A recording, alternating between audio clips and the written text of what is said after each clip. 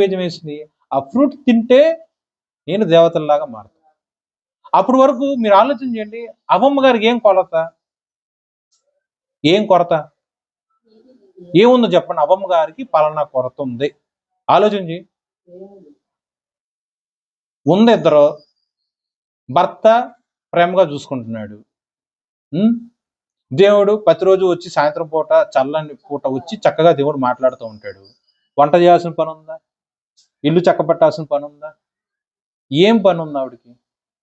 అంటే తను చక్కగా సమృద్ధి కలిగి బ్రతుకుతుంది, సమాధానం కలిగి బ్రతుకుతుంది, సంతోషము కలిగి బ్రతుకుంది. అన్నిటికన్నా మించి దేవుడితో సహవాసం కలిగి బ్రతుకుతుంది. ఆవిడకి ఏం కొదువుగా ఉంది? ఏం కొదువుగా లేదు.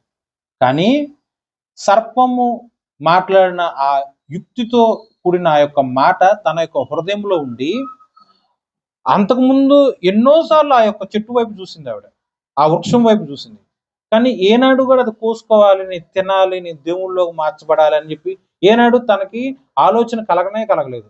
కానీ ఎప్పుడైతే సర్పము చెప్పిన ఆ యొక్క యుక్తితో కూడిన మాట తన హృదయంలో ఉంచుకొని ఆ యొక్క మాట ప్రకారం చూసిందో, అప్పుడు తన హృదయము పాపం అయిపోయింది.